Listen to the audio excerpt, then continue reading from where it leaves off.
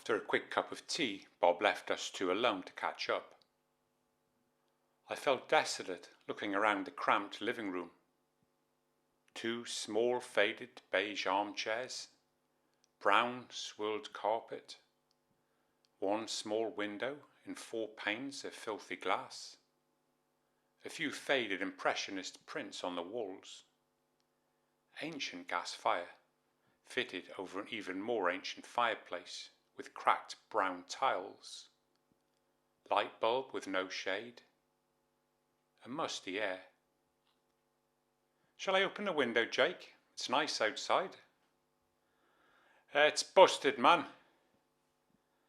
The way he said it with such conviction, I thought Jake was referring to his life, and my surprise must have showed.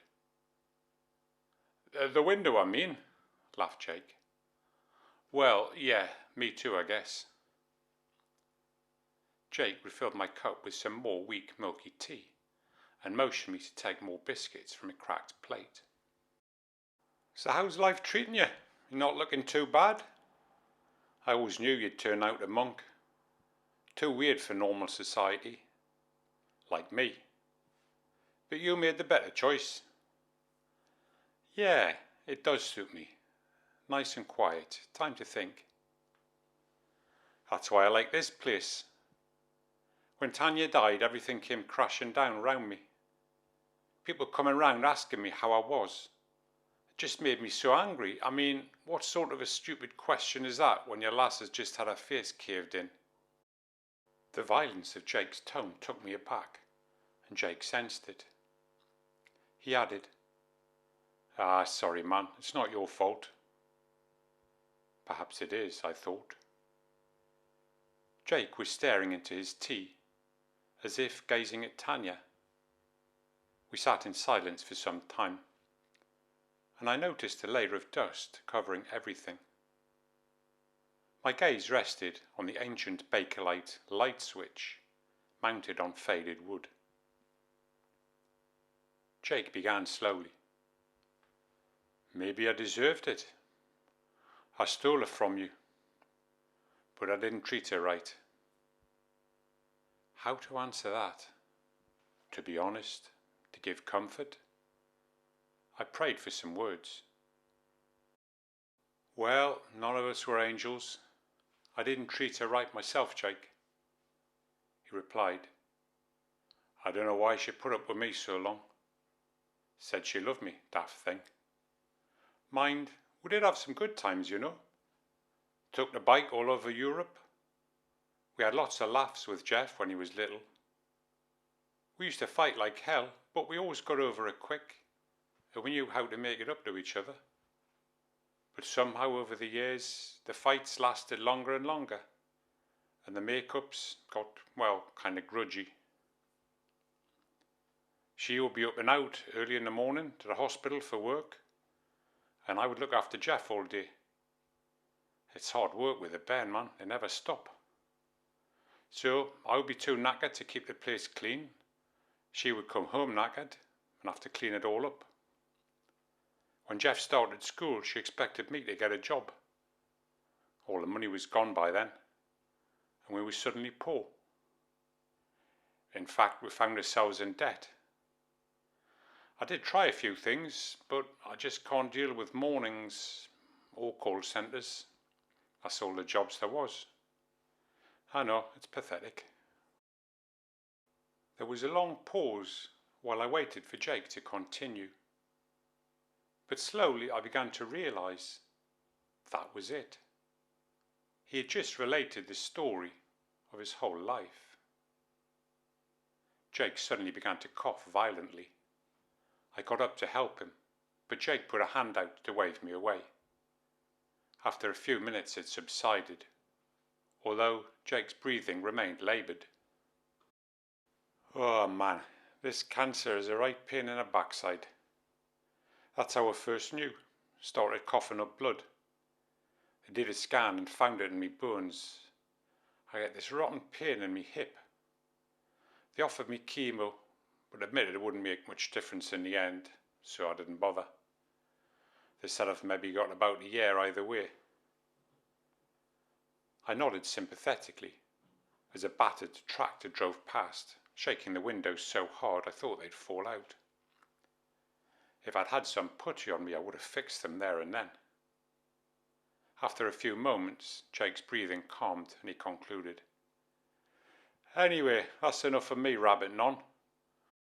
How'd you get into all that?" he asked, pointing at my habit.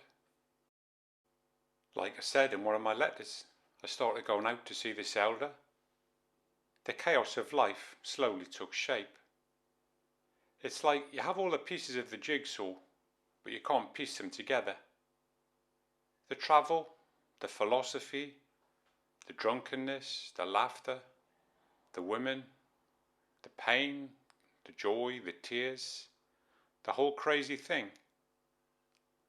I feel at home in a monastery. It just seems natural to be there. I think of the world and it just seems like one huge mess. "Ah, you're not wrong there, bonny lad. My life surely is," he laughed, which turned into a cough. After he had almost recovered, he just about got out, Oh, I shouldn't laugh." He looked down at the sputum he had just brought up. "Aye, more blood." After a while, Jake spoke more brightly to change the atmosphere. "Anyway, this dream I mentioned in me letter, I guess it's about dying. Maybe you can tell me what it means." I wrote it down in case I get breathless. Plus, you can take it away and think about it, or pray, or whatever you lot do. Jake went out, returned with some creased pieces of paper, and handed them over to me. Sorry about the handwriting, I did try. It was a detail of the dream that got me. Not like a normal one. Weird how I can remember it so vividly, just like it was yesterday. Like it really happened. All the time I was reading, I felt Jake's intent gaze upon me, as if he was going to read the meaning of the dream in my eyes. I started reading. I wake up feeling like I've been asleep for 100 years. It's totally silent, pitch black. I lie there for a while trying to work out what's going on. I hear the sound of a latch being lifted. A huge wooden door creaks open and a soft light creeps in. I'm in a small room with stone floors and walls, no furniture, absolutely none, apart from my wooden bed. A man in a white robe glides in and smiles. His gaze seems to peer right into my soul. I can tell he knows everything about me. It makes me very nervous. "What's going on here, man?" I ask. "And who are you?" He replies, "My name is Mirror. Don't worry, you're very safe here. You're quite badly broken, but we will heal you. The rest of it is a long story. We will discuss it later. Here, I bought you a drink." "I don't want your drink, man. Just tell us what's going on." "I can't say much yet. I will leave the drink by your bed. It will help you get better." Mirror glides out, shuts the door gently, and the room resumes its darkness. I am confused and annoyed. I leap out of bed and grow up towards the door, but fall and hit my head on the stone floor. I sit up slowly, dazed. Suddenly incredibly thirsty, I feel round for the drink which Mirror left. I sip it slowly. Bitter but refreshing. As I drink more, I feel calmer. My chest pain begins to subside. I become drowsy and lay on the floor. I remember being surprised how warm it is, not like you'd expect from a stone. Next time I wake up, I'm starving hungry. The door opens and Mirror invites me to come outside. He seems to glide instead of walk. The light is bright and I have to cover my eyes. The sky is deep blue and cloudless, but there is no sun. I look around, but it's nowhere to be seen. And there are no shadows. I'm in a huge garden. People are tending vegetables and flowers. There's something about their clothes, like monks' habits, but the fabric is quite unreal. White, almost shining, incredibly fine, like they're floating or made of light. I asked Mirror about the habits, and he explains that every good thought a person has in this place makes his garment more light-filled, and every bad thought makes it darker. I look down and see that mine is much duller than everyone else's. Mirror leads me down a path made of stones that glint in the light. After 5 minutes we arrive at a wall, with several people repairing a large hole. Some are shaping stones using chisels, others are mixing mortar, and others are adding the stones into the wall, about 3 meters high. I can see through the hole that the other side of the wall is unattractive scrubland, which recedes into a dark wood. Mirror says, "When you have finished your work you will eat. Follow Azure," indicating one of the workers. He glides off through some tall yellow flowers, which I sense are watching me. Azure smiles and shows me how to mix the mortar to the right consistency inside a wheelbarrow. When it's ready, another bloke comes and takes the barrow to those working on the wall. The weird thing is, I enjoy the work. The feeling of stirring the mixture. It suddenly seems strange that I've never done a day's work in my life. Unnatural. A few hours later a bell strikes, with a richness I've never heard before. It hangs in the air for ages. Seems to clear my mind of all the rubbish in there. Like the clarity of the bell produces the clarity of my head. I follow Azure to the dining hall. It reminds me of a church I went to once, somewhere in France. We all sit at these huge wooden benches running down the centre of the hall. I look up at the lofty Gothic window frames, ornately carved with animals and flowers. On my plate is a small bowl of soup and a few vegetables. From the end of the hall a resonant voice chants something as we eat, but in a language I've never heard. I look to my left, and you are sitting next to me. For some reason I'm not surprised. You show me a smooth white stone and place it in a pocket of my robe. We don't speak. I know that speaking is not allowed here. After lunch, Mirror shows me back to my cell.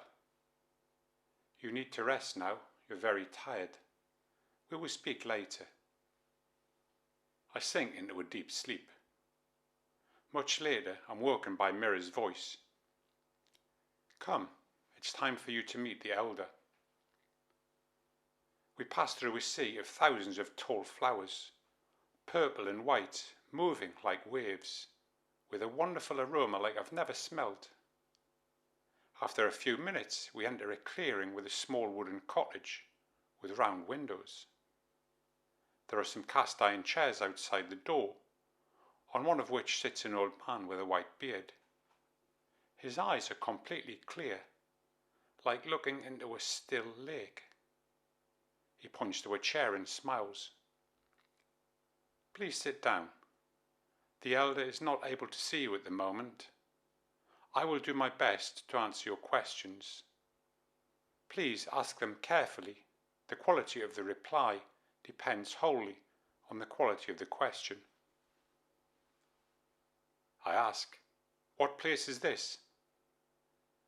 This is Port Lavender. Where is it? Is it close to my city? It is in the realm of Elaison. I can't really say how far away that is. Space operates a bit differently here. Well, what does that mean? I want to go back home. Why do you want to go back exactly? Well, I want to see me mates, me family. Time does not go backwards. In fact, it does not go anywhere, strictly speaking. Things can never be as they were before. but you will meet many of your friends and family here when the time is right. My head is reeling, it's all too much. Suddenly I have the feeling that I've been kidnapped by some weird cult. I feel a sense of panic rising up in my chest. You had no right to bring me here. I demand you let me go. Certainly, we did not bring you here. We agreed to look after you, that is all. You are free to go. But how do I get out? There is a gate. We recommend you undergo some training if you really want to leave, to help you deal with what is out there, and to help you fully understand that you may not get back in. I feel it's a trick to keep me here. I decide to make a break for it, the element of surprise. I bound to my feet and start running for the wall we were working on. When I get there, I pull out a few stones that have not yet set and scramble through to the other side. I head into the woods. The air seems to get thicker the further I penetrate into the trees. After a while I come to a small clearing and stop running at last, breathless. My chest pain starts up again and I sit on a log. What next? I realise I have to find some kind of normal town. If only I can find a river, I can follow it downstream and it will lead to civilization. I look around and see a path. As I walk, I have the strange feeling that the trees are laughing at me. The foliage gets thicker and thicker until it becomes a real struggle to go forward. I'm really panicking by now. It's getting darker. I hear a sound, maybe a kind of laughing. Yes, an evil kind of cackling. I peer through the trees. A pair of burning red eyes meet my own. They give a high-pitched scream of delight. I feel a blow on the back of my head and I'm out. When I come to, I'm tied up on the ground in a large clearing. A drum is beating, and a group of about 30 figures follow the rhythm, dancing round me in a circle, making wild jerking movements and screeching loudly. A foul burning smell pierces my nose. The dancing figures take turns to lunge towards me, shouting incomprehensible taunts. I'm pouring with sweat. Terror overwhelms me. The beat stops suddenly. The figures prostrate themselves to the ground, all facing the same way, towards a path into the clearing. After a moment, a figure emerges, even more contorted than the others. He moves slowly and menacing towards me. He stares at me with his piercing red eyes and croaks. You belong to me. You have chosen my way, the way of separation. We will proceed with ceremony, after which you will be tied to me with unbreakable bonds, like the others. Begin, he cries. I feel the strangest sensation. Hundreds of tiny golden threads are coming out of my heart, spreading in all directions. At the end of each thread, a bubble appears. Inside each bubble is a face of someone I know. A school teacher who was kind to me. A friend from my infant school who had given me a toy car when I was crying at a party. My kind old granny, now dead. The figures begin to chant. Cut, cut, cut, cut. The master lunges forward and cuts one of the threads with a sword, and the bubble at the end of it flies off into the gloom. I feel an electric shock in my heart and scream. The figures chant again. Cut, cut, cut, cut. It is in their language, but I understand. Another thread is cut. Another bubble bursts. Another electric shock. Another cheer. As the master approaches to make the next cut, I see the bubble contains Tanya, holding her hands out to show me something. A smooth white stone, like the one you gave me in the dining hall. There is writing on it, but I can't make it out. There is a kind of veil over my eyes. The ropes tying me down leave just enough room for my hand to get into the pocket and grasp the stone. When the master lunges forward to cut Tanya's thread, he has a shock. His sword bounces off, and he receives the electric shock instead of me. He rushes right up to my face and screams, "How dare you defy me? Stop this now or you will pay dearly. These people never cared for you.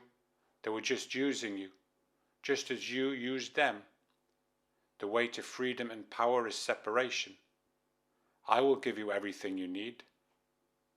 Do you really want to go back to those idiots behind the wall? You can never go back anyway. They have turned their back on you forever." But I have faith in the stone and grip it ever more tightly. The master cries, "I will summon the help of the Supreme One himself to complete the ceremony. You will not succeed. We will be back."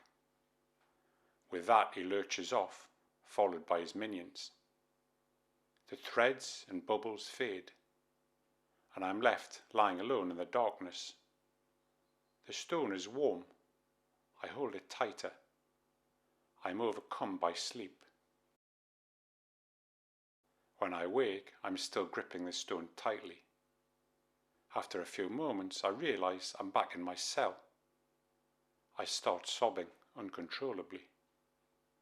All the people in the bubbles have rescued me, especially Tanya. My heart overflows with love for all the people I have known, and for all the people I have wronged. I cry for hours. Having finished reading, I looked up at Jake, who spoke. Then I woke up, for real, and I really was crying, but the tears seemed to cleanse me. You know, I could never cry in real life. What do you think it means, Mark? I took a while to compose myself. It was difficult to think straight.